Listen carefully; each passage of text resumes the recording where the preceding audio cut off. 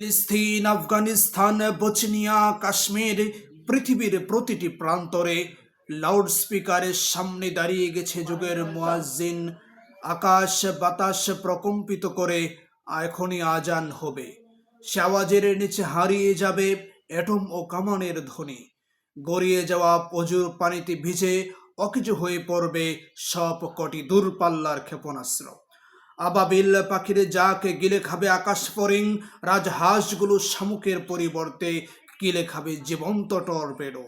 সাদা কবুতরের পাখনায় আটকে পড়ে থেমে যাবে অনাবিক জ্বর। আর বেহেস্ত থেকে শহীদেরা আপনাদের বিজয় অভিনন্দন জানানোর জন্য মার্চ পাঠ করতে করতে এসে দাঁড়িয়ে যাবে রাস্তার দুপাশে। তাদের প্রত্যেকের হাতে থাকবে একটি করে লাখ রক্ত গোলাপ, সজীব ও তরতাজা, চিত্তহারী গ্রাণময়। আমি আপনাদের সেই আনন্দিত অনিবার্য বিপ্লবের পতাকা উত্তোলনের জন্য উদাত্ত আহ্বান জানাচ্ছি।